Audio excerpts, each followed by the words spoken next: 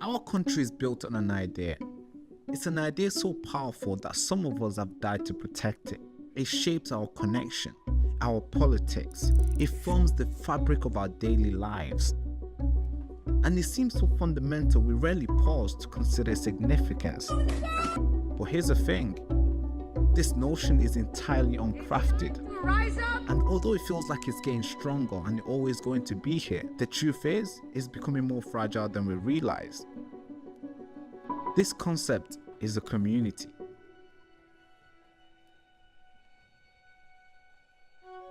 It's built when people with shared interests, value and goals come together, interact regularly, support each other and work towards a common objective, creating a sense of belonging within the group. That's called a community. You are not just a person who happens to live in Manchester. You are Mancunian, or Londoner, or Brummy, or Scouse. With what our leaders are doing, we are slowly losing this community.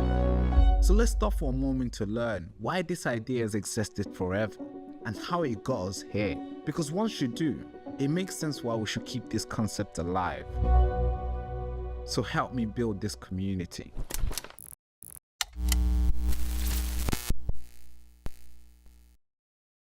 The hour has struck when silence is no longer innocence but complicity, when to read of tyranny without rising against it is to submit. From the highlands of Scotland to the rolling fields of the south, from the cobbled streets of Yorkshire to the steadfast villages of Wales and Northern Ireland, a whisper is growing into a unified chorus. The sons and daughters of Britain are stirring, no longer content to be passive observers. They are the farmers, the factory workers, the teachers. Ordinary men and women, long underestimated by a distant elite, now choose to stand, to unite. Too often our voices have been smothered, our concerns cast aside, our ancient liberties chipped away by those who claim to rule in our name. But on the 13th day of September, in the heart of our capital, we shall gather. We will reclaim what is ours by heritage and by right, reminding them that the true power of this nation resides not in gilded halls, but in the hearts of its people. This is not the quarrel of left against right, a simple political squabble. It is the timeless contest between right and wrong, a moral line drawn in the sand. It is the fundamental struggle for the very liberty that forged this island nation, a hard-won freedom, passed down through generations, the freedom to speak truth without fear, to question authority without chains, and to live without oppression. And so we shall march, not as divided factions, but as one people, united in purpose. Here, where Churchill once defied tyranny, where generations before us bled for the liberties we now defend, Westminster shall witness not rage but resolve, not division but unity. Let us proclaim to this government and to the world that the British are lions still, and we shall never, never surrender.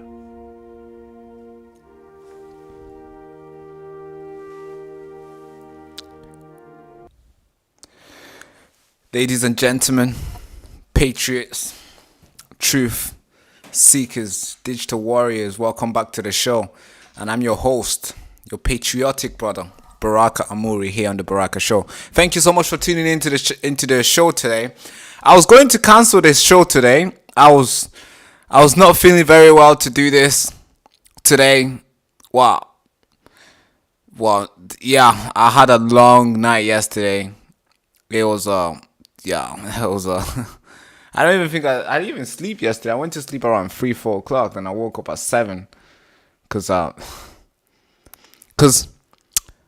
when I'm seeking or looking for something or trying to achieve something, I just get obsessed, and I do nothing else apart from that thing. So when it comes to learning, researching, or trying to better myself, that's why I do stick with it, and I forget to sleep, I forget to eat, I forget to do none of that. And I even forget that it's my birthday tomorrow. Hey, imagine that.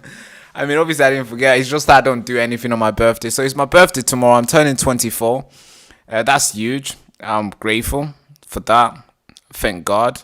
I've seen a lot of things. I've done a lot of things for somebody who's 23, turning 24. I think I've lived a good life.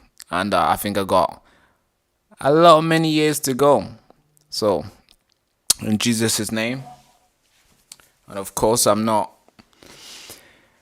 obviously we have to fight for the years that we have here. And we have to be useful with it. So I'll do everything I can to make sure the next year that God gives me is one that's filled with a lot of happiness, a lot of fulfillment, a lot of giving back, and a lot of hard work, and a lot of praise to the Almighty God. But yeah, so it's my birthday tomorrow. A lot of you guys have sent in the birthday wishes, so thank you so much. Appreciate you guys.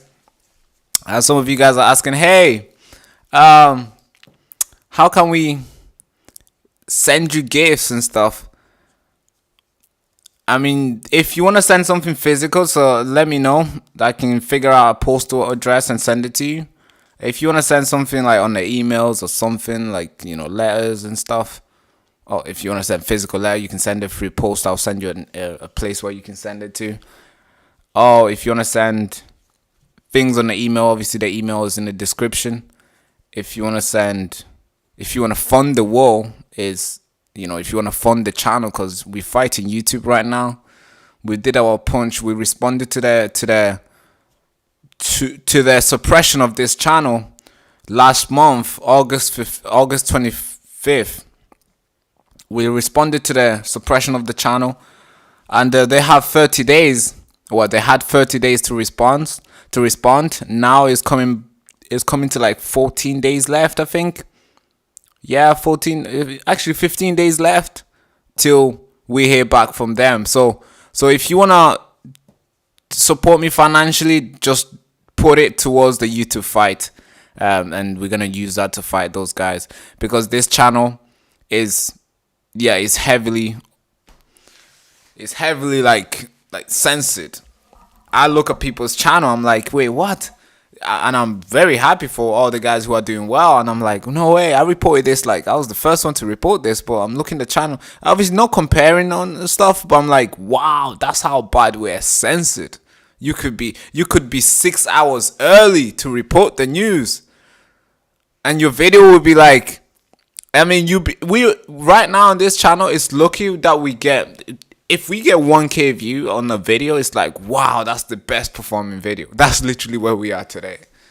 But before, we used to get like 1K views in like 15 minutes. We used to be like 5K views in like 1 hour. But now it's like, with 1 hour, it would be lucky to get 500 views. And hey, I started on 0. So I understand. And I don't mind doing all this. But, of course, I'm trying to compete with the big boys. I'm trying to compete with the big guys. So it would be cool if YouTube was to just level up the playing field. Just let me compete with the big boys, with the big guys. And I don't mind about the monetization. Just let me compete. So then we can get views. So then we can get sponsors. So we can get all these people to help out grow the channel. But obviously, because there's no views, there will not be sponsors. Obviously, the reason why there's no views is because the channel has been suppressed heavily. And it's sad to see. But hey, I started this on, when I first started doing this. I was not doing this for money. I've been doing YouTube since I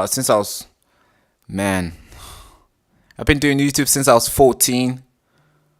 A lot of people always ask me, hey, bro, tell me your, because I got an email, I think yesterday, of a lady asking me, hey, bro, could you do an episode just about you, not news, just talk about your journey, your story? I'm curious to know.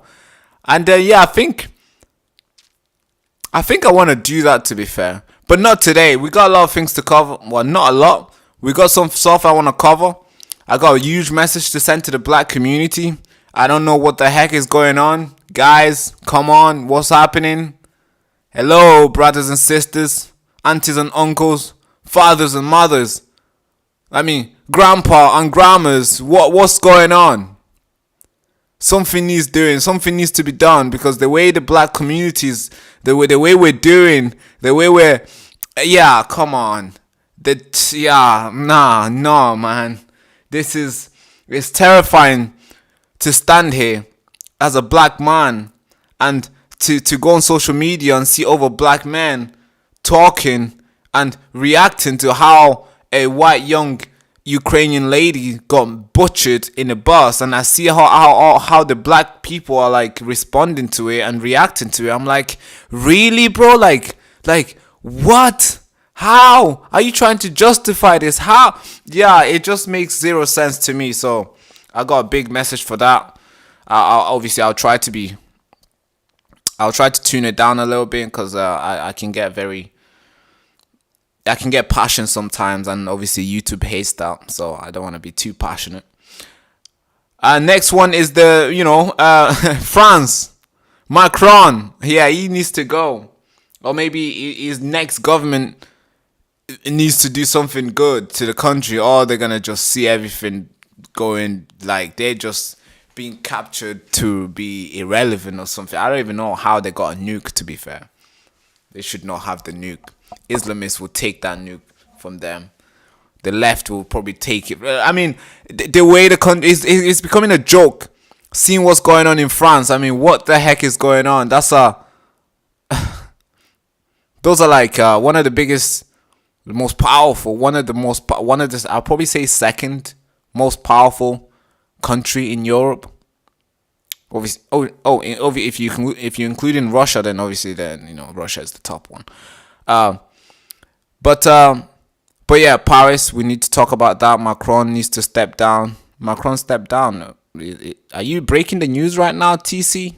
I just seen the comment saying Macron stepped down. Is that true?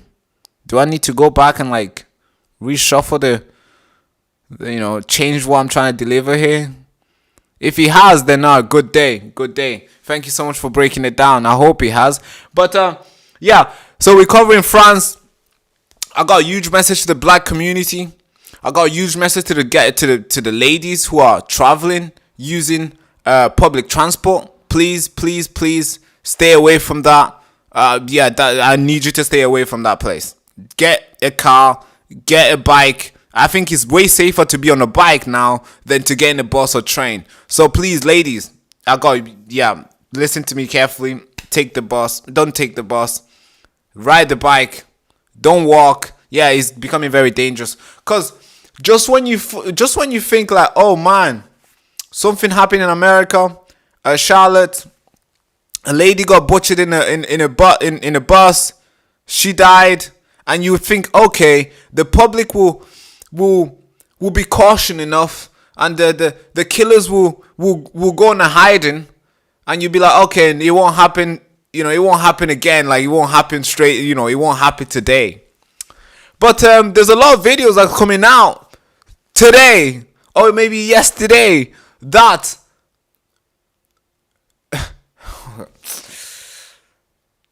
man, I don't know, bro. I do know, but we are heading head first towards this mountain, and we're gonna die if we're not changing the car. If we don't pull out the parachute, we are going down. I mean, very bad. And this is in the UK. A guy is out there pulling, talking to people in the train in London, I believe. He's like, hey, I'm gonna get my knife and stab every single person. I'm gonna stab you in the neck. I'm gonna stab you in the chest. I'm gonna stab you in the stomach. Yeah, this is what this man is saying in the train. I mean, that's like few hours away from, 2 days apart from what we've seen in America. People are like making declaration now, like, I'm gonna do this. I'm gonna do this. I mean, yeah, can we like tune down right now? Like so many people are angry for no reason. Or like, I mean, the black community, why are you so angry, man? Like, chill out for a bit, please. And the last thing I want to talk about is the UK.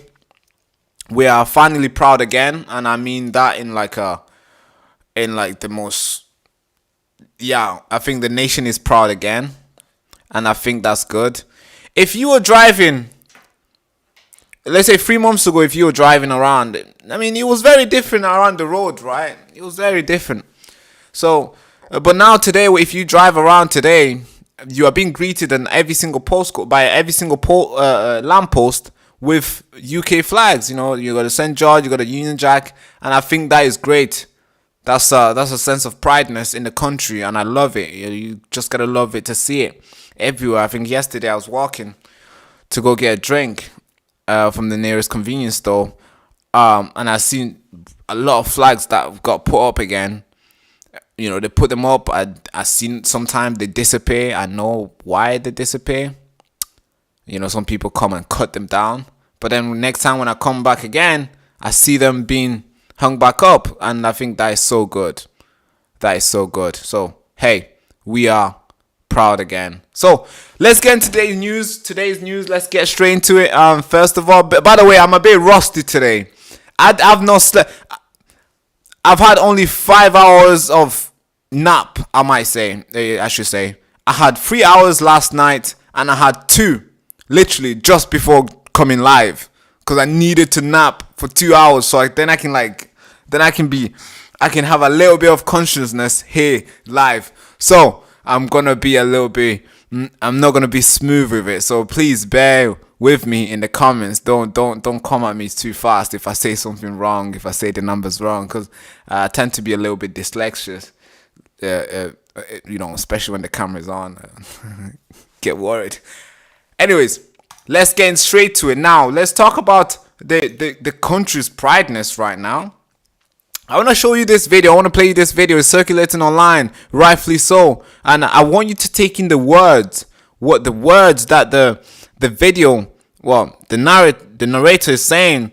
I want you to just take it in, just listen to it. Feel the breeze, feel the music, the background music as well. Feel it, just go through it. I mean, feel the sense of prideness. Feel the sense of like the end is near. Feel the sense of like London says never. Feel the sense of how successful Saturday will be. So I want you to watch this video. So here it is. I think it's just 2 minutes long. And I think you and I will both learn something from this video. So let's watch it. The hour has struck when silence is no longer innocence but complicity, when to read of tyranny without rising against it is to submit. From the highlands of Scotland to the rolling fields of the south, from the cobbled streets of Yorkshire to the steadfast villages of Wales and Northern Ireland, a whisper is growing into a unified chorus. The sons and daughters of Britain are stirring, no longer content to be passive observers. They are the farmers, the factory workers, the teachers. Ordinary men and women, long underestimated by a distant elite, now choose to stand, to unite. Too often our voices have been smothered, our concerns cast aside, our ancient liberties chipped away by those who claim to rule in our name. But on the 13th day of September, in the heart of our capital, we shall gather. We will reclaim what is ours by heritage and by right, reminding them that the true power of this nation resides not in gilded halls, but in the hearts of its people. This is not the quarrel of left against right, a simple political squabble. It is the timeless contest between right and wrong, a moral line drawn in the sand. It is the fundamental struggle for the very liberty that forged this island nation, a hard-won freedom, passed down through generations, the freedom to speak truth without fear, to question authority without chains, and to live without oppression. And so we shall march, not as divided factions, but as one people, united in purpose. Here, where Churchill once defied tyranny, where generations before us bled for the liberties we now defend, Westminster shall witness not rage, but resolve, not division, but unity. Let us proclaim to this government and to the world that the British are lions still, and we shall never, never surrender.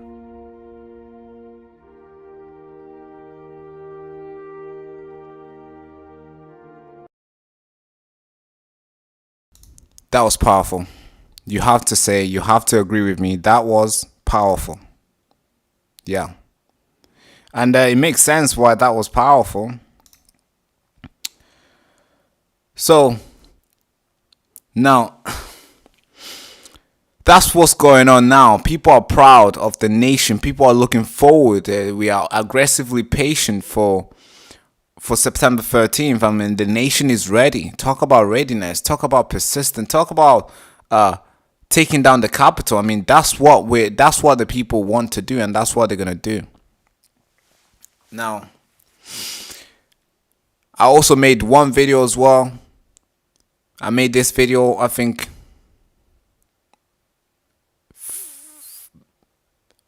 3 months ago. I made this video. It's a little clip I want to show you of how proud we should be of this great nation that we have here, of how grateful we should be for having what we have. So I want to show you this video. I believe it's not that long. I think it's like 1 minute and 20 seconds. So I think we have that much time on this show to play that video, don't we, guys? So please check this out and let me know what you think about this video. Let me know, because it's my voice, obviously not my face, but it's my voice. I'm doing the thing. We got the people editing it, and it's freaking cool. I think it's one of my favorite videos that we created here on the show. I think I might want to make it a everyday use when I enter the show. So I'm not sure yet, because there's so many clips, there's so many videos that we make. We make hundreds of videos a week. That we're like producing videos like machine. But obviously it doesn't go like YouTube has suppressed everything. They've deleted over thousands of video on this channel, so that's why you can't find it. But we do a lot of video. But I want you to watch this one. This one's special to me. It means a lot. I put a lot of work into this, and this is how proud we should all be about this nation. Check this out. Our country is built on an idea. It's an idea so powerful that some of us have died to protect it. It shapes our connection, our politics. It forms the fabric of our daily lives. And it seems so fundamental we rarely pause to consider its significance. But here's the thing. This notion is entirely uncrafted.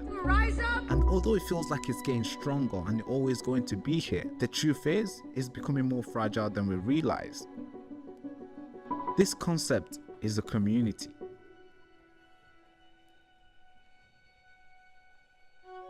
It's built when people with shared interests, value and goals come together, interact regularly, support each other, and work towards a common objective, creating a sense of belonging within the group. That's called a community. You are not just a person who happens to live in Manchester. You are Mancunian, or Londoner, or Brummy, or Scouse. With what our leaders are doing, we are slowly losing this community.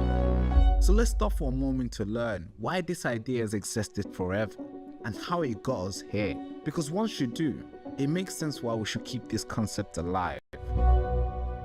So help me build this community.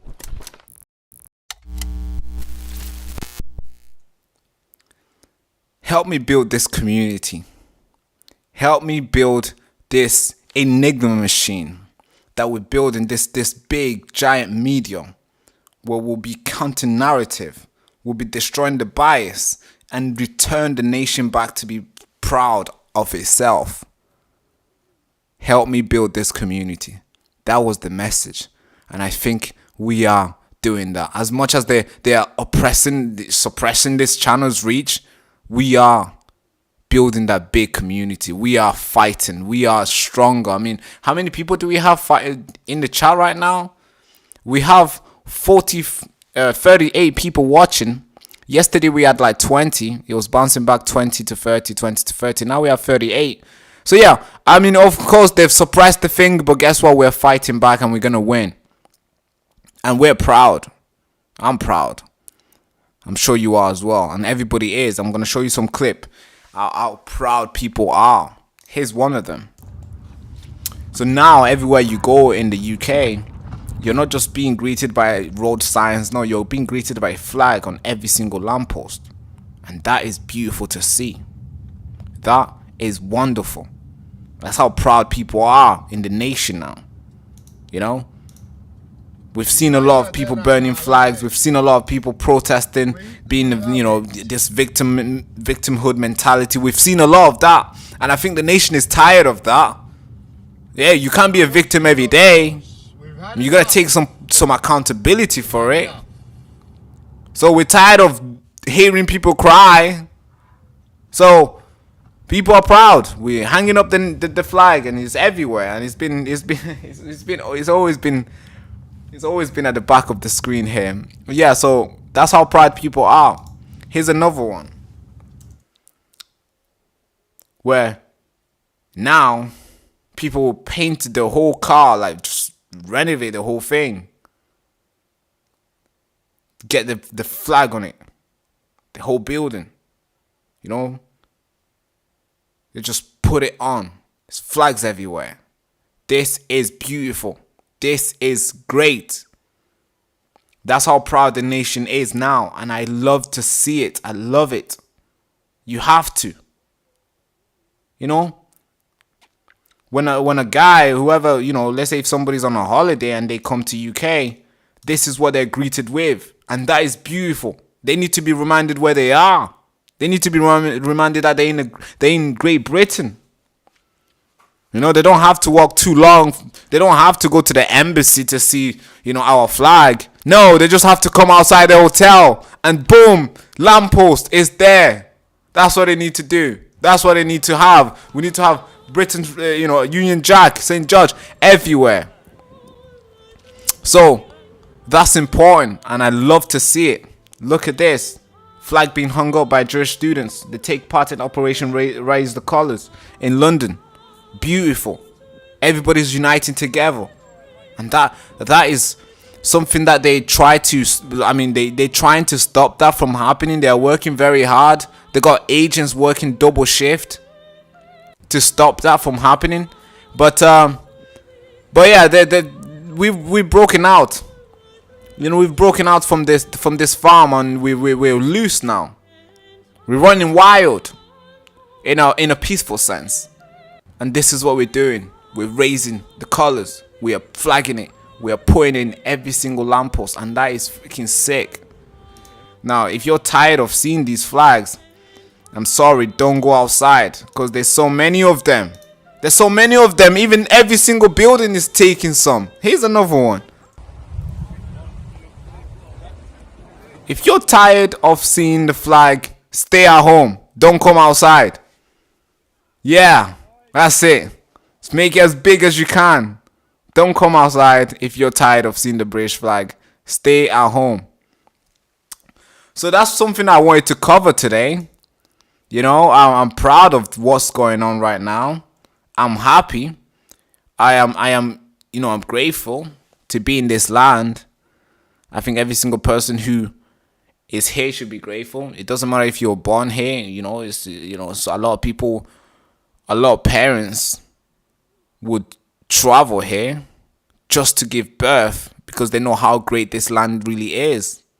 So if you're born here and you got all your ancestral roots here, yeah, don't be cocky. Be proud. Because there's a lot of people who will kill. They'll take your nail away. They will slash it out just to be where they are, just to be where you are. So we should be proud of it. I'm proud. I want everybody else to be proud. No matter where you're from, no matter how long you're gonna be here. If you're here to visit, if you're here for 3 months, be proud of where you are, because you're here for a reason. If this country was not good enough, you would not be here. If this country was not good enough, you would not travel the sea. You would not go around and around, risk your life to die in the ocean to be here. If this country wasn't good, so it's good. That's why you're here, and you should be proud of it. And I mean that to every single person on this land. So, Operation Raise the Color. is going in full swing. Now, yeah, so that's the story. Obviously, I just made this. This is not actual story, but I just want this to be a story. I want this to be on replay. I want this to be a replay. Some of you guys might be like, oh, Barak, this was not a story. What is this? No, this should be a story. Everybody should be reporting. We should have GB News putting this flag on repeat. We should have BBC putting these videos on repeat. We should have the whole nation, the whole media in the country putting this thing on repeat. These videos on repeat. So then we can change the public perception. We can change the outside perception. People can see pictures from inside here in the country and be like, wow, that is great. So yeah. Now let's get into the news. Obviously, this was not news. This is just me being proud. I think you should be as well. If you're not proud, I'm gonna be as proud as possible so I can cover you on this battle until you regain your consciousness to be proud of your land. Now, before we get into this story, I mean, I've not really set up everything here, so I'm gonna quickly play an advert. Then I'll set it up. Then I'll be back. And the next story we're gonna be talking about is about it's about the black community.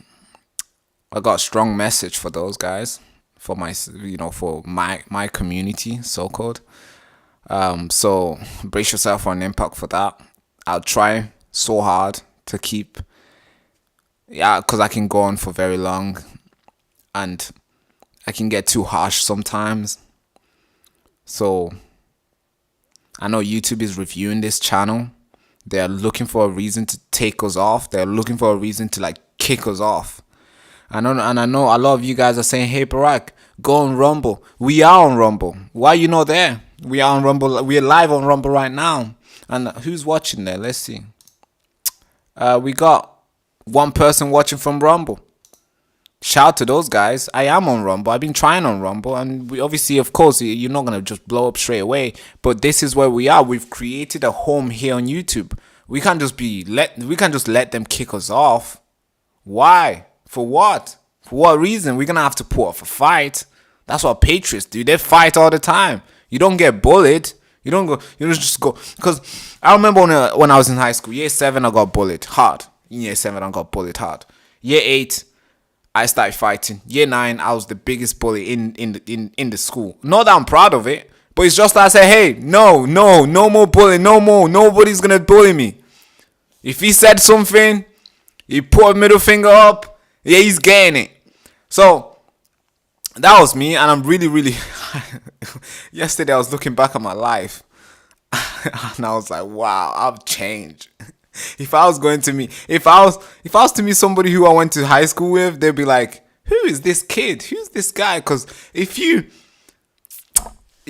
going to leave it out there. I'm going to leave it like that. I think I would have probably been one of those kids that we see videos of causing public nuisance. I think I would have been one of those kids. So I'm really happy that God guided me where I am today. And I'm trying to be a voice for those people who are still doing what I was doing back then. And trust me, there's so many of them. And that's why I got a message for the black community. So brace yourself for an impact. And now let me set it up, and then I'll be back. So let's see. Let me set this up, then I'll be back and we shall talk about it. So give me 2 minutes. Thank you so much for watching that video. We need your help. I'm in big trouble right now. I need your support. I've been needing your support for a very long time, but because I'm stubborn and I didn't feel like I didn't want to ask anybody for help.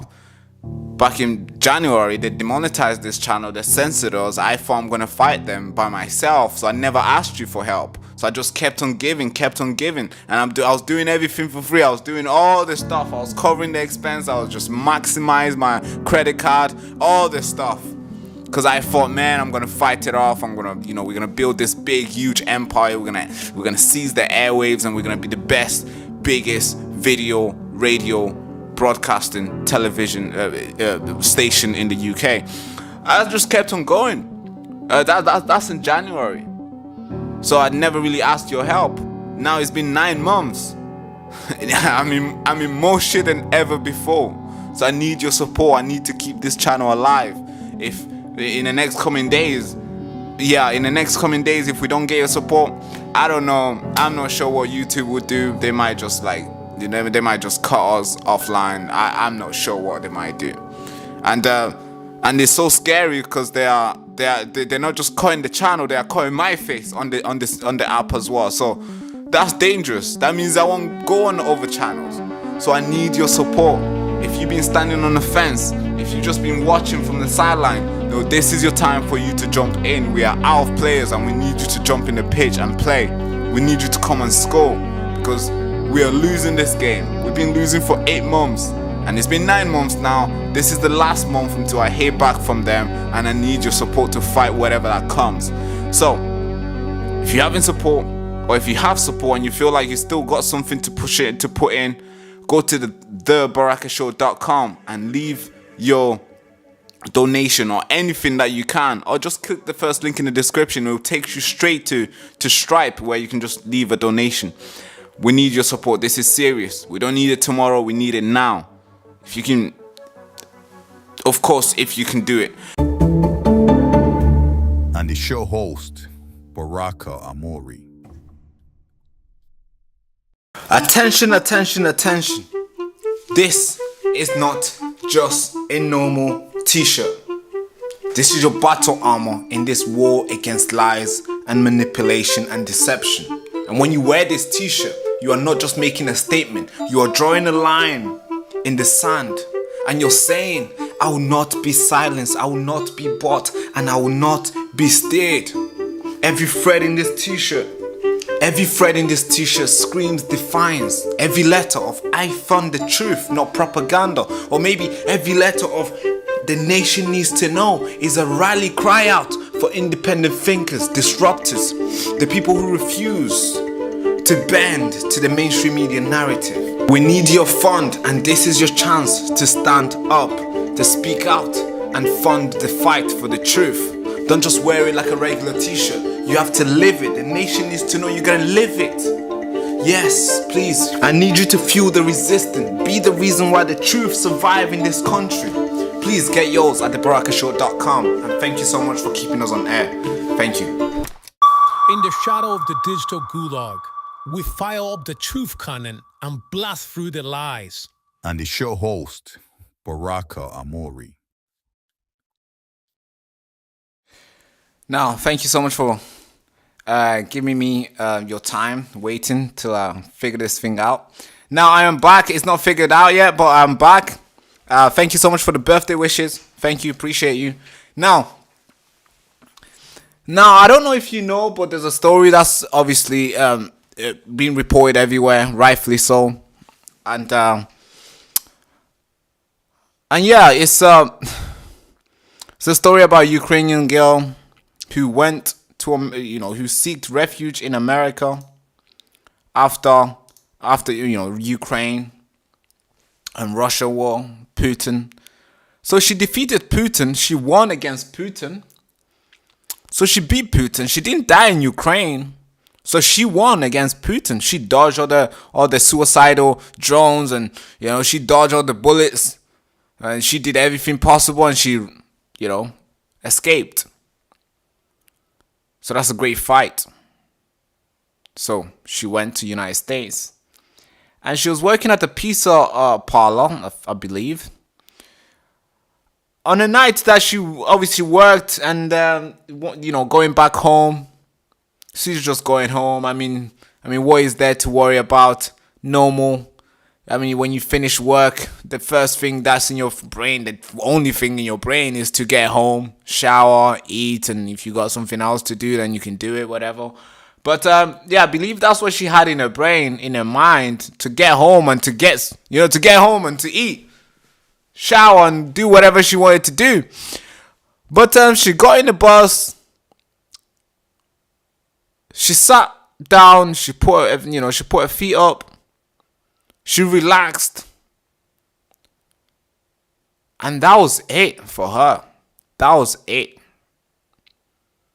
And what do I mean by that was it, Barack? I mean, could you tell us more? I mean, that was it by meaning she got killed. Yeah. I can't really describe fully what happened, because if I do, I don't want to give YouTube a chance to take us off air. They're looking for a chance. I know they're watching. I know they're watching. They've been reviewing this channel for 9 months, I have to say. So 9 months of them reviewing, so they must be watching. And 9 months of them finding nothing wrong, but they've not gave us the decision. So they are still looking for something they're looking to find something so they can take us off. So, but by the way, let's get back to the story. So she got killed in the bus. I believe it was a train car or bus. And there was like 5 different people. Most people that were in the bus were black. And none of those guys did anything. None of those guys came up and be like, hey, like, let me take off my top. At least take off my tie. Let me, stop the bleeding. Oh, maybe like, let me put this guy down. I mean, there was a lot of guys in that bus. There was so many of them. And guess what? None of them did anything. None of them did anything. They just sat and watched. And the crazy thing is, they were recording. Yes, imagine a 23-year-old lady just got stabbed right in the neck. She's laying down. I'm sure she was probably like, trying to talk, trying to make noise, but obviously she got stabbed in the neck. You can't, if there's like if you got stabbed in your neck, you won't be able to scream. You won't be able to talk. You won't be able to breathe. So I'm sure she was probably seeking for help. But no, there was people standing around her, filming her. Imagine, you're in the bus, you got stabbed, and there's a guy out there, he's like, look, Snapchat's gonna like this. Oh, I got it on camera, dog. I got it. Really? Yeah, again, I got a strong message to the black community. I'm trying to keep it peaceful here. I'm trying to hold myself together because I do get very passionate, and obviously YouTube hates that. So I'm trying to keep it together, folks. But I have to deliver this in a way where everybody will receive it. I don't want to be too radical with it, where people just focus on the words rather than the message. So bear with me. I'm going to take my time to deliver this. So those guys, there's like 5 guys recording, filming, while she's lying there, dying. And the dude who did this, the perpetrator, is walking around. It looked like he was walking around in I think he was excited type of tone, in an exciting type of tone, saying, "Oh, I got that white girl, dog. I got the white girl." That's why he was screaming, the perpetrator. So you can tell this was driven by race. Color of her skin was the solely reason why she got killed.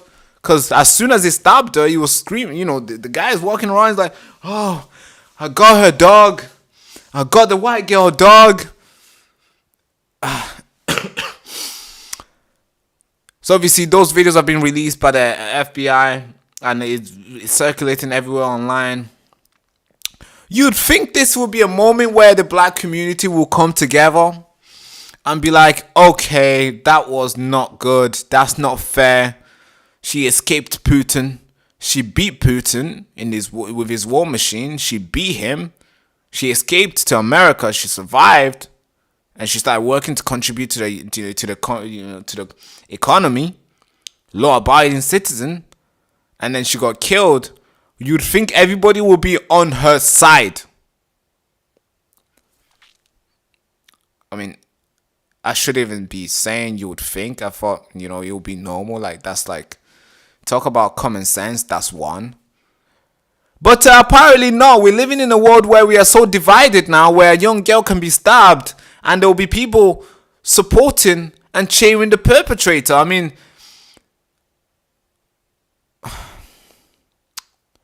yeah, there will be people who be cheering and supporting the perpetrator. And the crazy thing is, I just recently find that there is a GoFundMe account that's been created for the perpetrator. Talk about gaslighting. Talk about, life doesn't matter on this other side. I mean, talk about provoking the nation, provoking the white people. Talk about that. I mean, it's insane. And of course, all this is heavily funded and is heavily pushed by the big institution, because they want to divide people and they want to tell the black guy that he should always feel like he's a victim, and they want to tell a white guy that, hey, you are always the perpetrator and you should always feel guilty and you should always feel bad. This thing is being pushed by a huge institution. And it just happened to be that the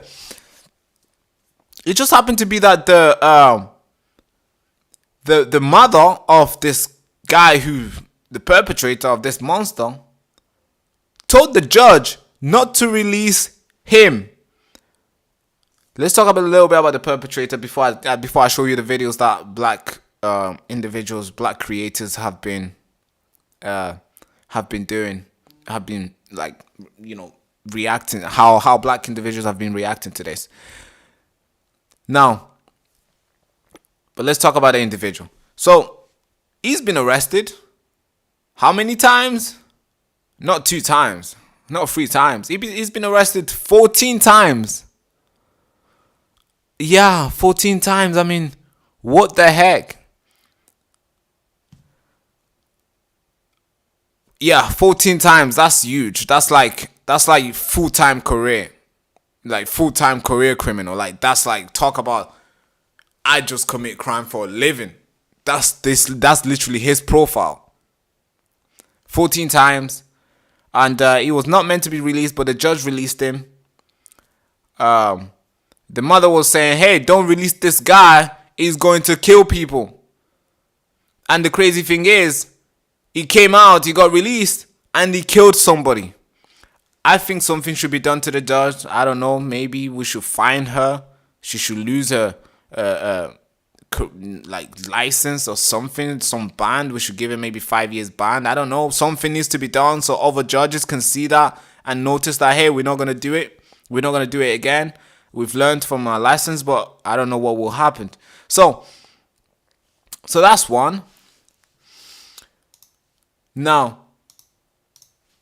so she's been, the guy was released and came out, commit a crime. And the crazy thing is that he has a brother as well. And the brother is also in jail. So he has a half brother. And the half brother is in jail for murdering somebody. He murdered his brother, Dane John Brown, who shot and killed a white 65 years old man in his face while he was walking home from work in 2012. His half brother is in jail serving life because he killed a guy who was just walking home from work. So he's serving life, and obviously we got this killer here. Actually, let me put a picture on the screen of him on the screen so you both can see who I'm talking about and what I'm talking about. So it's better that way, so you can see, hey, this is what Baraka is talking about right now. So let's put a picture of him for those people who are joining us. Hey, welcome. This is Operation Airwaves Liberation. We're fighting YouTube. They're trying to take down the channel, and we're going live every day, Monday to Friday and Saturday, maybe Sunday too. And whenever they're gonna take us off, I want to make sure I'm live with you. Obviously, I hope they don't take us down. But right now, we are covering the story of the Ukrainian lady who got stabbed in the train. So here's a picture of the individual. This is how it looked. Like, career criminal. So let me tell you more about his family tree. Brace yourself for an impact. You'd think, oh, maybe he's the only odd one out. Because a lot of people are saying, hey, mental health. We have the CNN guys. What's his name? Oh God, CNN. They got all these influencers, all these guys. Those guys just like, they just love it. It's like they use every single opportunity to just never take accountability. I mean, so let me tell you about this. They're saying it's mental health. We can't be blaming everything on mental health, guys. Come on, let's be serious. I mean, there's a lot of people with mental health.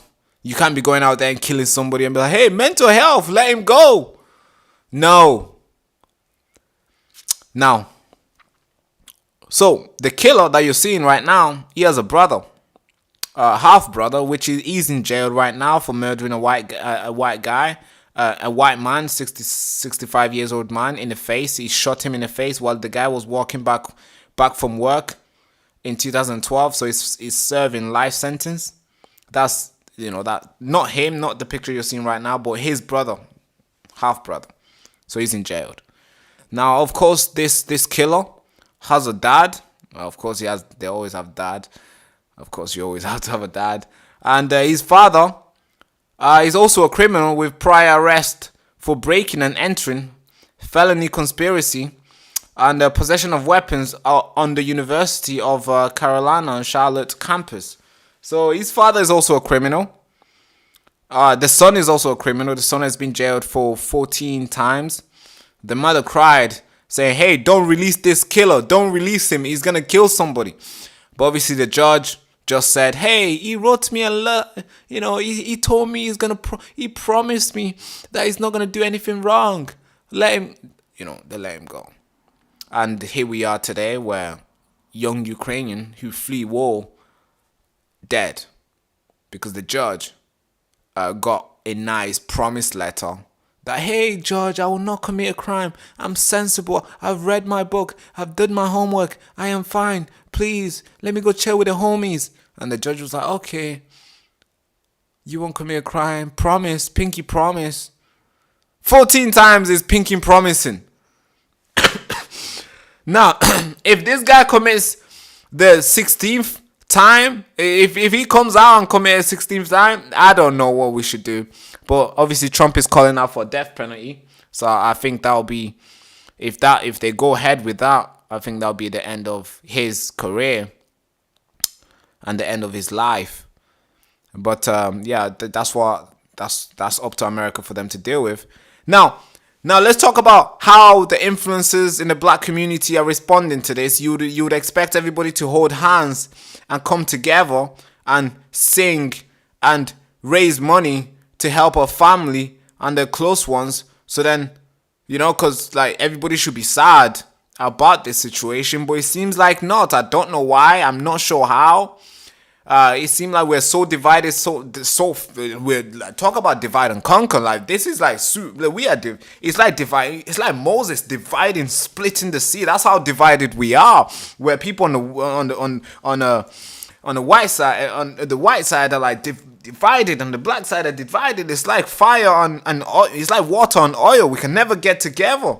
It's like fire on water. We can never get together. It's like Moses splitting the sea, one side, this side, and, concrete, dry. So, I don't know. That needs fixing. We need to fix that ASAP because that's a problem. That's a problem that needs tackling right now. It should have been tackled long time ago. We need to tackle it today. Not tomorrow, today. And, of course, it's not just small influencers who are pushing this. These influencers have a lot of backing. Big institution wants us to be divided, so then they can just do what they want. They can push all this agenda because we're all just fighting each other. I mean, we're gonna talk about that more, but let me show you this video of a black influencer. I don't know who this guy is,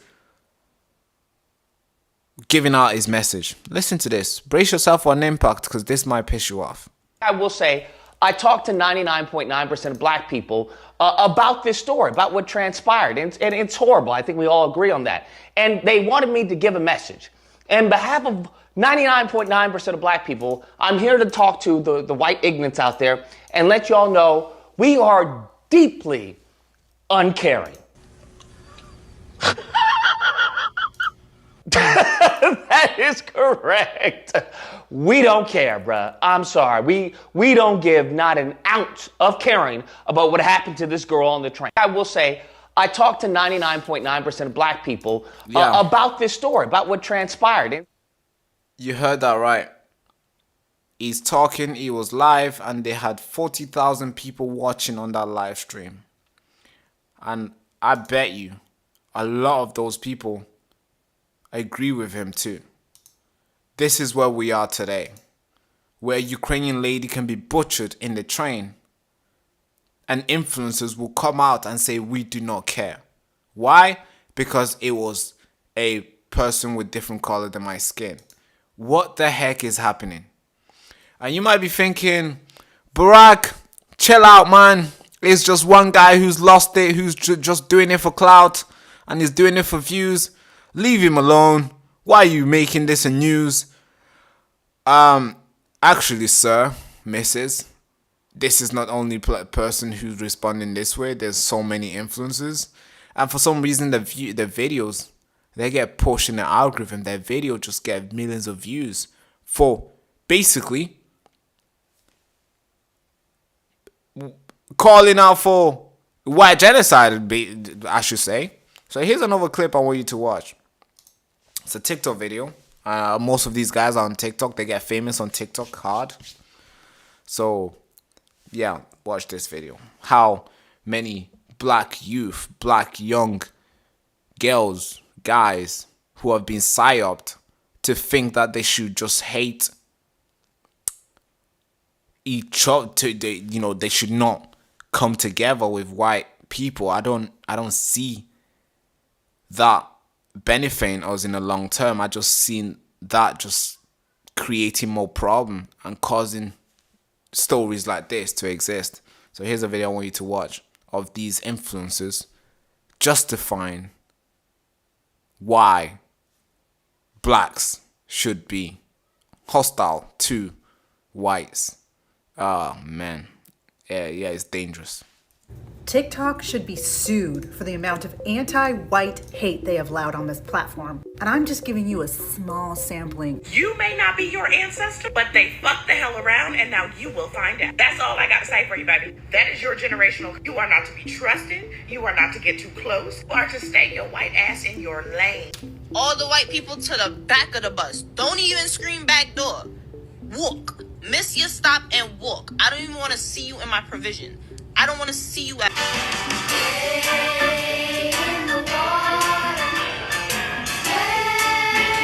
Does anyone else feel really uncomfy or triggered around white people?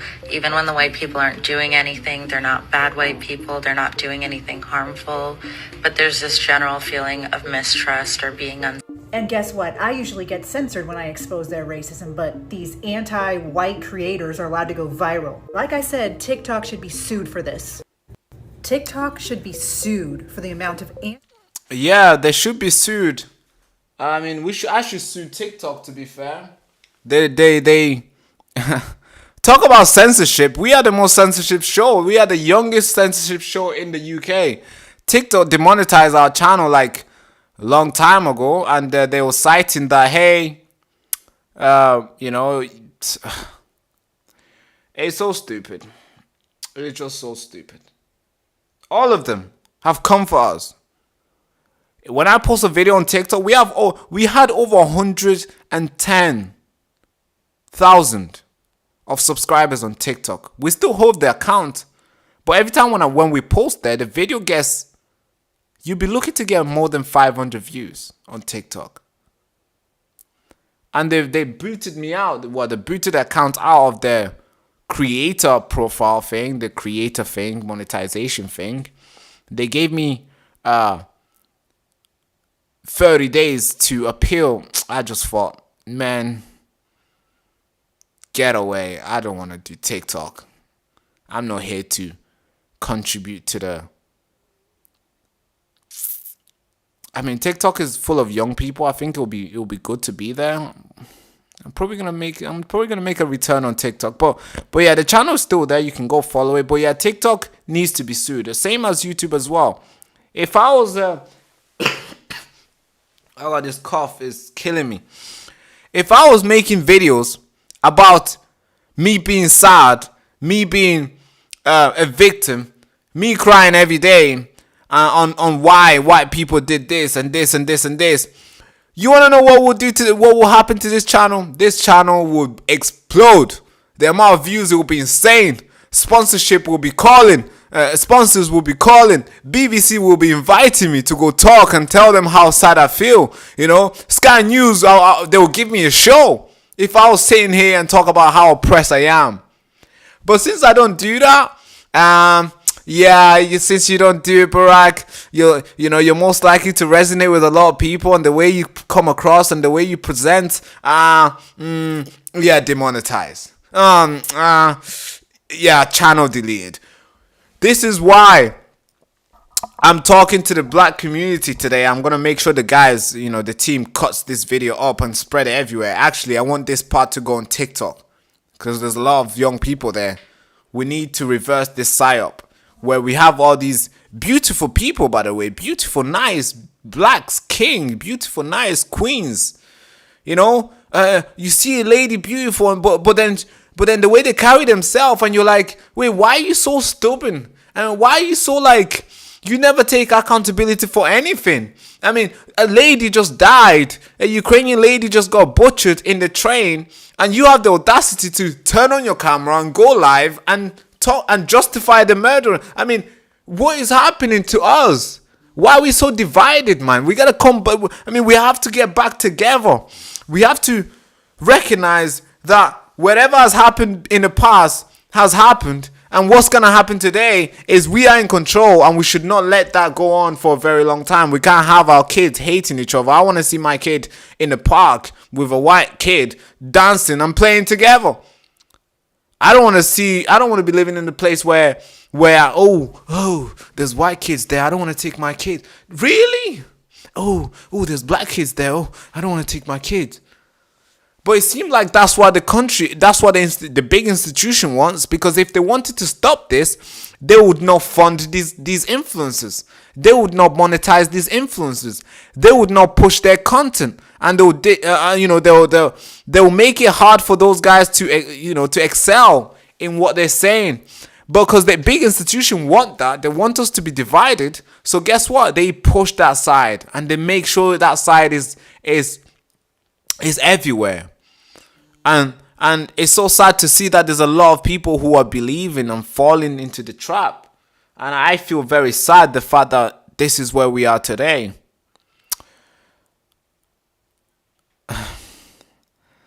Yeah, I got more videos I want to show you. It just gets so bad. It gets so bad. Now, let me show you another one. This one is just when you thought, okay. Just when you thought, alright, a kid just got stabbed in the bus. Surely nobody will be trying to stab other people in a bus. Surely people will learn and not do the same thing. But guess what? Yes, there's people out there who are going in the train with knives, going in the bus with knives, threatening other people, threatening passengers that they will stab them in the neck and in the stomach and in the chest and everywhere that the knife can go in. I want you to watch this video. Thank God he didn't do anything, but he was out there declaring, hey, I'm going to stab you in the chest, in the neck. I'm going to do all this. I'm thinking, really? Like, why are we so violent? Like, why do we have to be so cruel? Why are we even carrying knives? For God's sake. Watch this video. Yeah, this needs tackling fast. Because I see the white people responding as well. And that's when it's going to just get even worse. Because now it's going to be war. It's going to be back and forth, isn't it? It's going to be attack, counter-attack, attack, defense, attack. Right now it's only one-sided. But when it becomes full-on, face-to-face, it'll be dangerous to every single person, including myself. Even though I'm not trying to participate in this butchering, in this game. I don't want to participate. I don't want to be the referee. I want to be an intimidator. I want to go out there and calm the sea. I want to go out there and calm the ocean. I want to be the guy who says, hey, stop, hug each other, kiss him in the cheek. Nice, you guys are friends, go.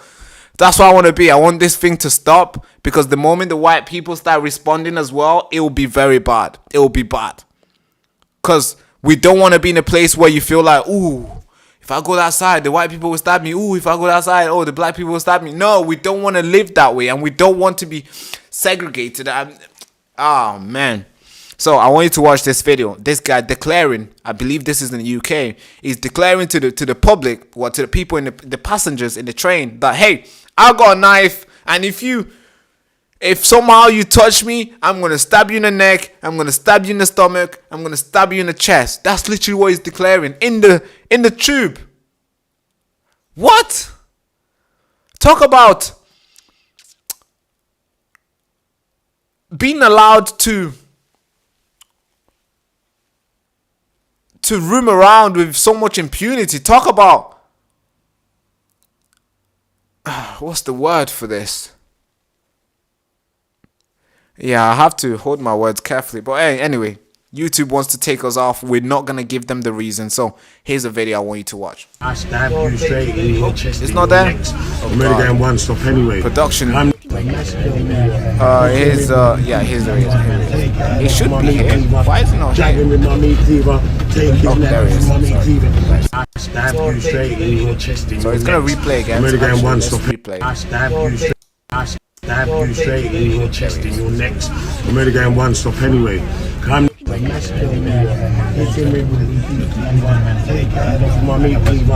Jab him with my meat cleaver, take his neck from my meat cleaver. I stab you straight in your chest, in your neck. I'm ready to get one stop anyway. Come. Did you hear what he said? My meat cleaver, jab him with my meat cleaver, take his neck from my meat cleaver. I stab you straight in your chest, in your neck. I'm ready to get one stop anyway. Okay, he said, I'll stab you all in your necks and your chest. I'm ready to get off anyway. Is that what he said? That's what I heard. I don't know if I heard that right, but that's what I heard. Yeah, this is a problem. These guys in the bus, they just want to get home, or they just want to get to work, or they're just going to see their friends. Nobody's coming in the bus. Nobody's getting in the bus to be stabbed. No. And he's getting to the point where now getting in the bus is basically death wish. Getting in the bus now is like, oh man, do you really want to die today? Or get in the bus. That's where we are right now. And trust me, this is a huge problem. It's a problem to every single country. Because they are telling us, right? The government is out there saying, hey, stop driving. Hey, climate change is the biggest threat. Hey, stop using your car too much. Let's get in the bus. Oh. And people are like, okay, makes sense. We don't have to have two cars, baby. Let's have one car. I'll get the bus when I need to. We'll have one car. I'll walk the kids to school. People are using the public transport. And if this is what you get in public transport, then the government's plan is going to fail on them trying to get people to get in the bus. So that's a huge problem. It's going to affect the local economy. It's going to affect the whole, the economy. Because you will have the bus roaming around with criminals, roaming around with basically no law-abiding citizens inside, because they're all scared to be butchered inside the bus. That's what we are today. Where you get in the bus and you'll be threatened, hey, I'm going to stab you in the neck, I'm going to do it. That's a problem. That needs fixing right now. Nobody's talking about this. People just, it's like we just all wait for it to happen so then we can react and, show our, we can show our rage and show how mad we are. But then the next minute we go back and just live our life. And then when something else happens, we're like, oh, I'm so mad. I'm so deeply saddened. Okay, buddy, it's time to do something. You can't be always sad when somebody's stabbed. You can't be just sad when when a mother has to turn up to a kid's funeral because the kid got stabbed at 14 years old. You can't just be deeply sad and do nothing. You have to do something. Something needs to be done. And hey, I'm reaching out to every single black person who's watching this show. I'm like, hey guys, please, let's unite together. They want us to be divided. They want us to fight each other. Because that's the only way they stay in power. Because if we keep fighting, they can just keep doing what they want in parliament. They can do what they want in whatever, ruling institution. They can do whatever we want. Because we're not focused on who's in power. We're just fighting each other. Small little peasants. We're just fighting each other while the king is stealing the whole thing. So, we need to focus. We need to get together. We need to unite. We are the same. If I bleed right now, it will be red. If you bleed right now, it will be red. We won't even notice whose blood is whose.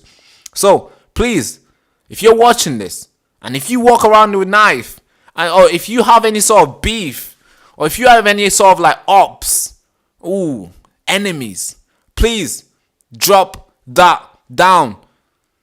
Unite. Try and make some friends. Go in your white neighborhood. Don't turn up with a tracksuit, because now that's a problem. Tracksuits, if you walk around with tracksuits, people will assume that you're carrying a knife, because that's what, people who carry knives wear. So put a suit on, dress appropriately, go to a white neighborhood, create some friends, go join a white football club, create some friends, get to learn about their costumes, about what they're proud of, about their food, and learn all these sort of things, so then you can get to know the white people around you. So you don't just have to be around blacks all the time. You can get to know people around you. You can do the same thing. Go to the Indians, go to the Pakistanis, go to all these people around you. Unite. We are all the same. We are all struggling. I just woke up this morning. I received a letter. I received an email from British Gas, and they say, hey, you're gonna have to pay more money now. I'm thinking, why? I don't even use this shit that much. It's not like I've increased my usage. Last year I received the same letter. This year I'm receiving the same letter. Council tax emailed me as well. The council, they sent their letter in. I'm like, new updates to the payment. You're gonna have to pay more now for the same thing, even though you don't use it as much. So you can tell the big guys, they just want to take, and we are at the very bottom. We are the peasants. We're just fighting each other. So please drop the drop the victimhood mentality, and that's. I'm throwing that message to the blacks and any sort of person who feels like they're a victim. And to the whites, hey, drop that mentality that you need to feel sorry and you need to feel shame and you need to feel guilty. Drop that, please. And we are all the same. We are all the same, unless obviously you've committed a crime. Yeah, you're not like me. I'm sorry. You're a criminal. If you have not committed a crime, we are all the same. We're law-abiding citizens who just want to get by. We're people who have kids that we deeply care about. We just want to make it home from work. We've just had a long day. Maybe in a warehouse picking up boxes, your back is hurting. Maybe you have a long day as a bricklayer. Your back is hurting. Maybe you've had a long day as a construction. Hey, your leg is hurting. You be carrying too much. And you just want to get home. And you want to get in a bus. Because it's so expensive now to even own a car. It's so expensive to even buy one. It's so expensive to even have an insurance. Because everything is just going, hey, you need to buy this car. No more diesel, no more petrol. Ooh, electrical car. And you can't afford it. Because basically your salary is like £25,000. That's not enough. We just want to get home and get by. That's it. And if we can make friends along the way in the bus, that would be beautiful. If we can get in the bus...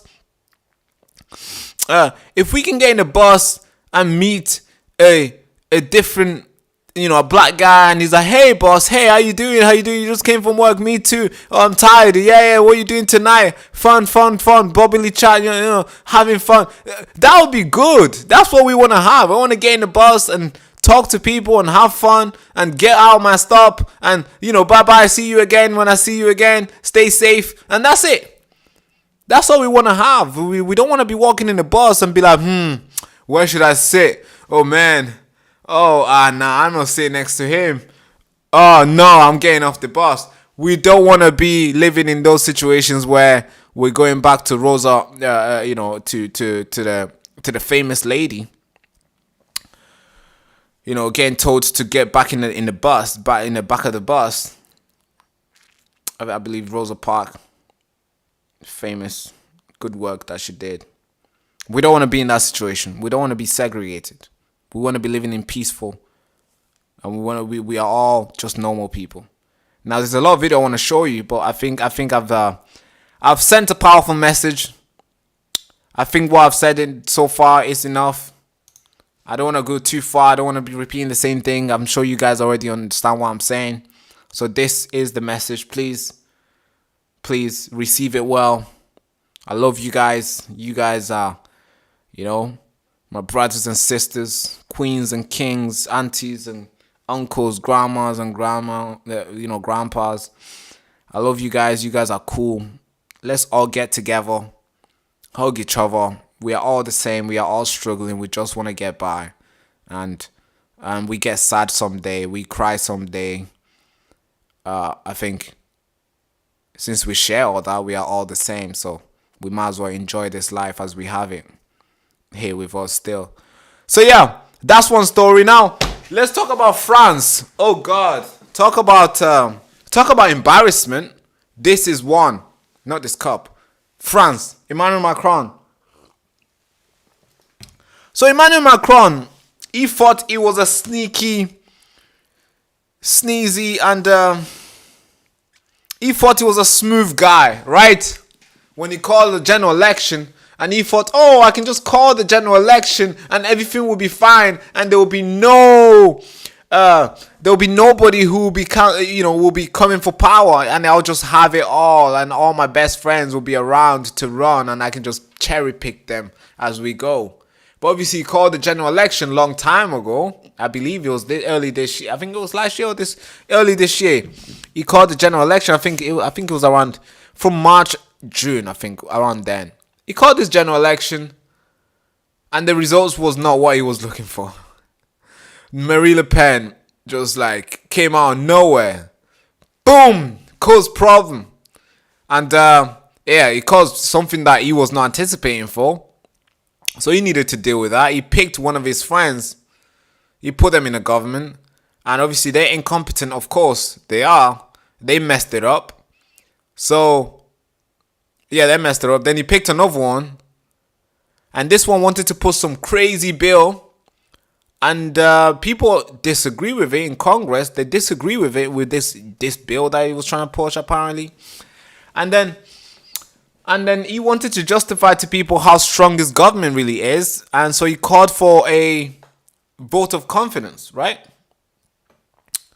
And he thought, hey, if I do this, if we get a vote of confidence, positive on our side, that means the bill can go through. And that means the public trusts and believe in what I'm trying to do. So he made a mistake as well again. And they vote zero confidence in him. In this individuals who I'm referring to, who was in power. I don't really focus in France politics, so I don't know their name. I just know the story from memories of what has played out. Now, people said, "Hey, we don't have confidence in you, so we're gonna have to collapse this thing. This thing will have to fall." And yeah, now people wanted a general election.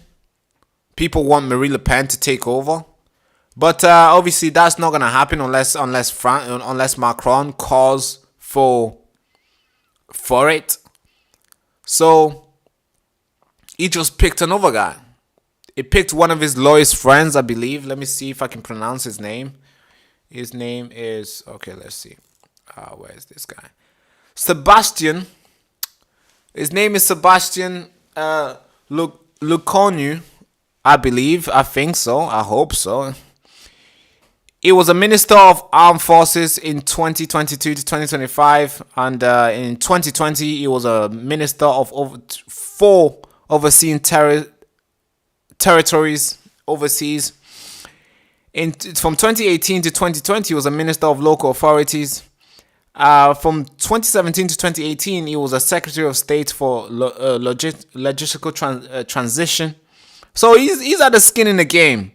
And apparently he's known for being a long-standing loyal, for having a long-standing loyalty to President Macron, and he has held several key ministry roles, which obviously I just read out to you.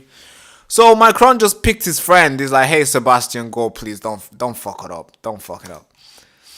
Now, of course, I want to talk about the riots because that's what happened. The people are not happy. They want a general election.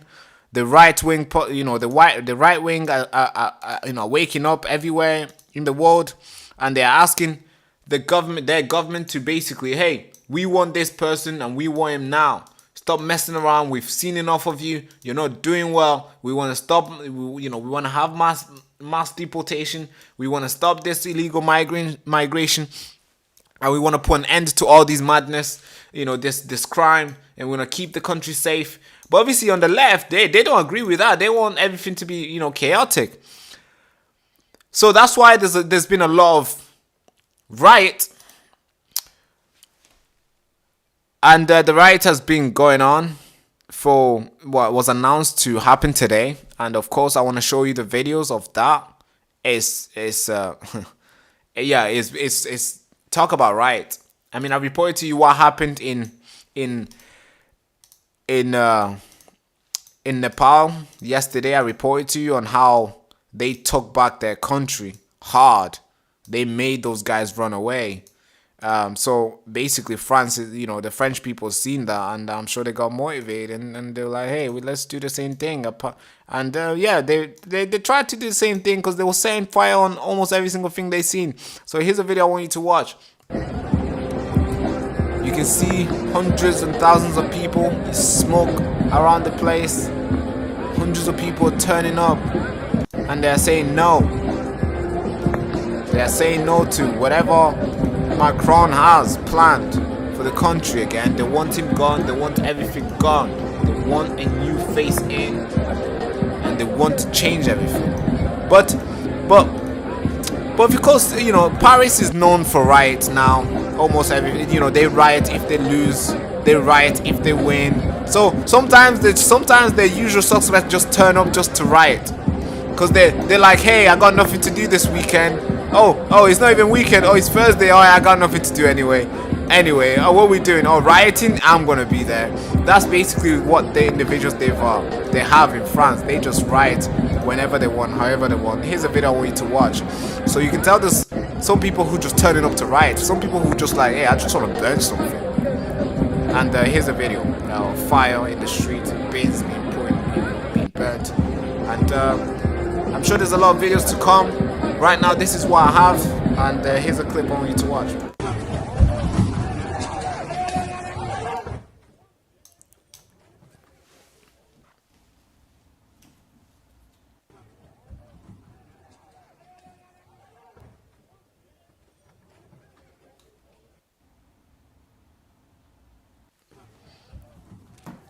So, yeah, they're burning everything. I got one more clip, actually. Yeah, this clip is a bit longer. Let me show you this one. Yeah, so I got this clip. Let me show you this over clip. It's slightly longer than what you're watching right now. Yeah, France has a lot of problems. I think if they take out Macron, if they just need to get Macron out. They need a presidential election, and they need to take him out. You can't have prime ministers, but you can't have like 3-4 prime ministers in like 2 months. But you need to have a stable government for you to like run the country properly, and you need somebody who's gonna put the country first, not just be ruled by the bureaucrats in Brussels. So here's another video I want you to watch. This one is longer, and it shows the police mobilizing, trying to stop the escalation. And I got this video came around 11 o'clock this morning, so there's a lot of videos that we can get. If there's more, I'm gonna come back and show you, but this is what we have. This is Paris today, guys. This is what they asked for, and this is what they gain. So there's gonna be a lot of problems to come, because they didn't fix the problem. They just elected another person. They just put their friends in. A problem was not fixed. The problem is not fixed here. They just put on another guy, and they're like, all right, you do it. And this guy, I know, is gonna mess up as well. The public wants Marine Le Pen. They want him. They want her. They're fighting. They're burning everything. They want her in, because she's gonna deliver. Because she's not walking on eggshells. She's out there. She's fierce and she's strong. She looks strong. The perception is great on her side, and the public wants her. But obviously on the left, they're fearing, because she'll come and she'll like destroy everything, and she will destroy all their power, all the little glass building that they meet, and carve out a plan on keeping the nation chaotic. And they don't want that ending, so they're gonna make sure they keep Macron as a president and let Macron be cherry picking his best friends in power. So I know there's gonna be more chaos to come. This is not the end of it. Of course, they've elected a new prime minister. They've put a new prime minister in, Sebastian. But we all know Sebastian is not gonna last. Yeah, this is a power keg that's about to explode. So brace yourself for an impact in Paris. It's gonna be brutal. Almost all European countries, they are like, something is gonna happen. Something is going to happen. But guys, I believe we've covered everything. We've covered France just now. There's not that much thing to tell you. Apart from Macron making a lot of mistakes, thinking that he can just cherry pick and put his best friends in and let them run the country. Of course, they're gonna mess up, which they did. And he's picking another one, Sebastian. We'll see how he's gonna do. So we've covered Macron. It's a quick story. But yeah, there's a lot of videos that's coming out. I'll probably make a proper video for it with more like in-depth, information on it if new stuff emerge. We've covered about being proud in the country. Talk about prideness. I think this is the moment where we're seeing it in the UK. The UK is proud again.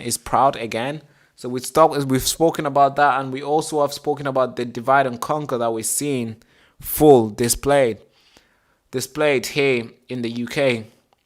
Not even in the UK, in the world, where everybody's divided, and there's not like nobody's trying to find a reason to come together. So we're gonna do as much as possible. We're gonna do our best to get people back in line, to get people together, to get people loving each other again, because I think that is needed. Oh yeah, it's just gonna be so bad. It's gonna be very bad. So we need to fix that. So guys, thank you so much for tuning in. It's my birthday in the next couple hours. I usually don't do anything on the birthday. I usually just keep on working, wherever I have planned, wherever that needs to be done, I just do it. So it's a normal day. Obviously, I just know it's my birthday. I just wake up happy as hell, and then I receive messages. So distracting because there's so many people. But obviously, I'm still grateful to know them and for them to wish me the a good day.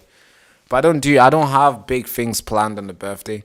So what I'm gonna do today is, after this, I'm gonna talk to the team so they can cut this video up, this live stream.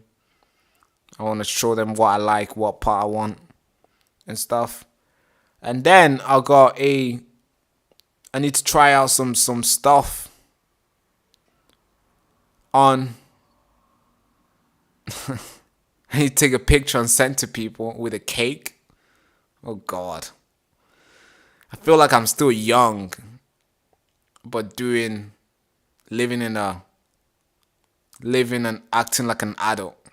Because I have to take a picture of myself with a cake and send to people, so they see that, hey, Baraka is enjoying. Because I'm on my place. I'm not going anywhere. So I'm a little baby still. So that's that. I'm gonna go football today. So that's good. Something good planned. I'm gonna go football. I'm gonna play with the guys.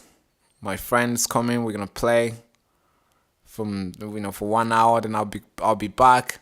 I want to make a steak today, so I did a little food shopping. Well, steak shopping, I guess. Just buying the thing that I need for the steak. I'm gonna make it. It's gonna be yummy. It's gonna be good. Then I'm gonna eat it. And I got a little cake, small little cake for one person. It's like super tiny. It's like but it's flipping nice. If you've been to this shop, they make the best cake in Manchester. So I don't know, in the UK, I guess, because they're everywhere.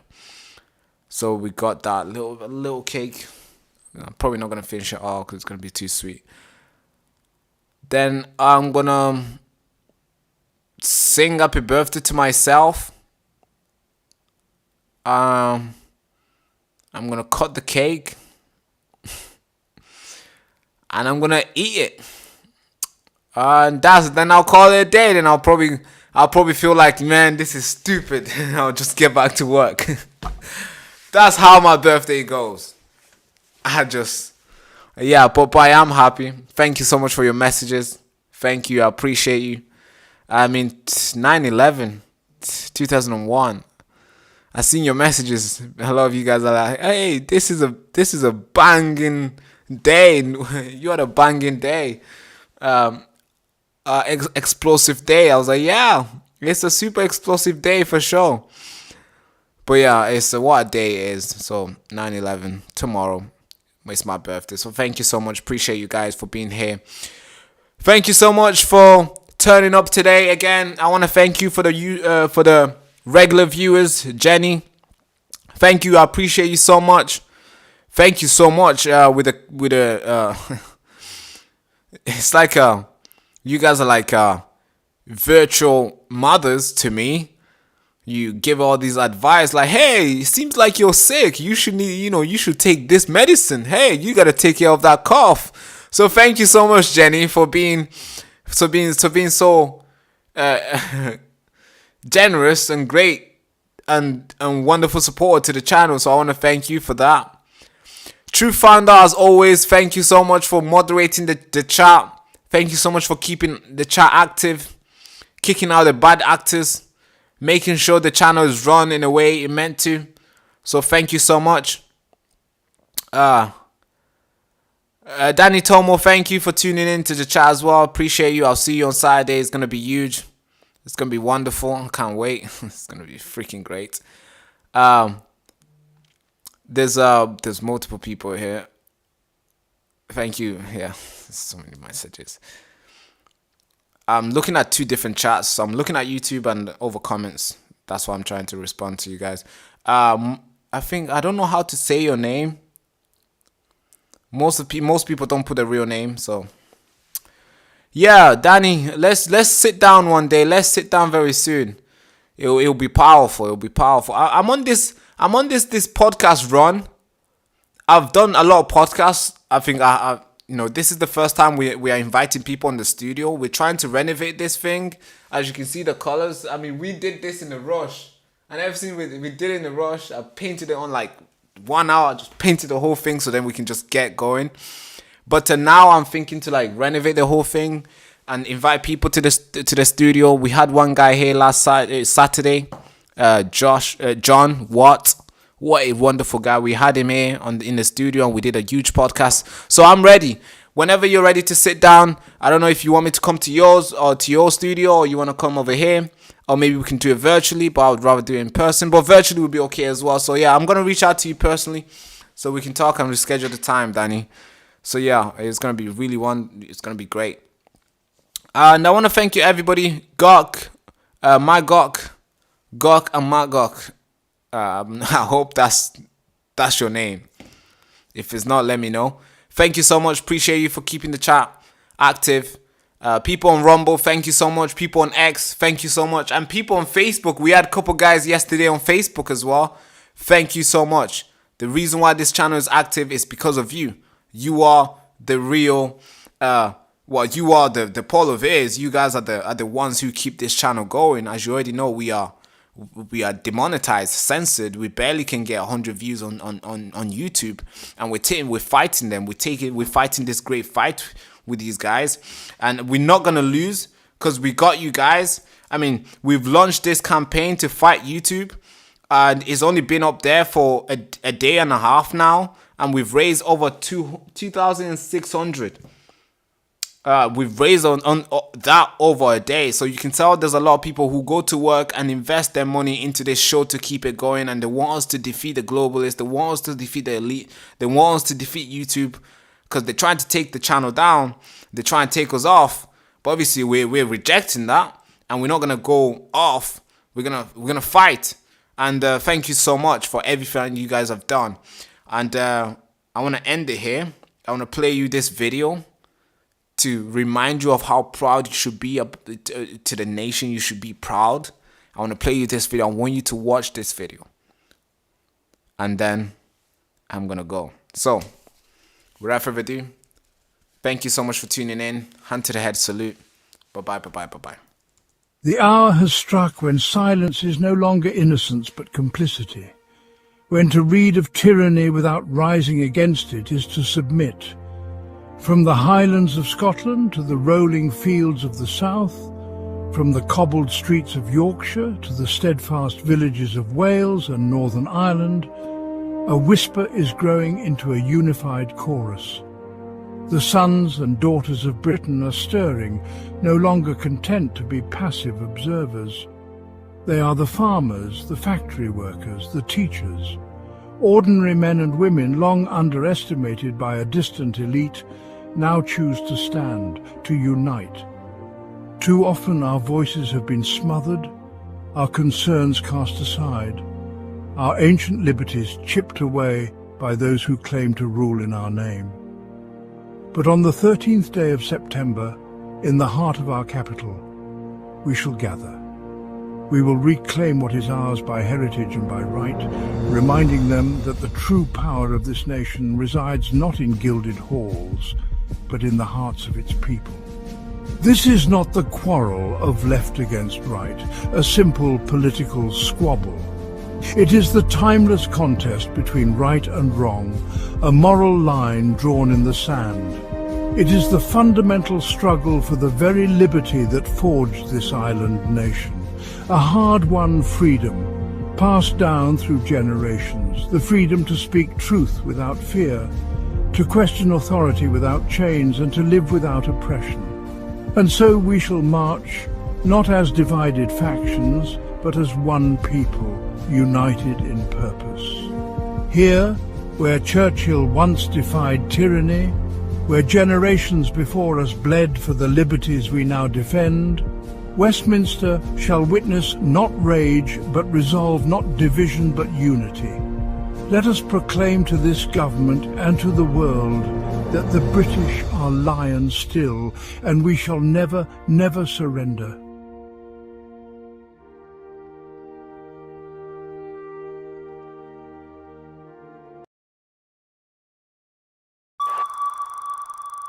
Our country is built on an idea. It's an idea so powerful that some of us have died to protect it. It shapes our connection, our politics. It forms the fabric of our daily lives. And it seems so fundamental we rarely pause to consider its significance. But here's the thing. This notion is entirely uncrafted. And although it feels like it's getting stronger and it's always going to be here, the truth is, it's becoming more fragile than we realize. This concept is a community.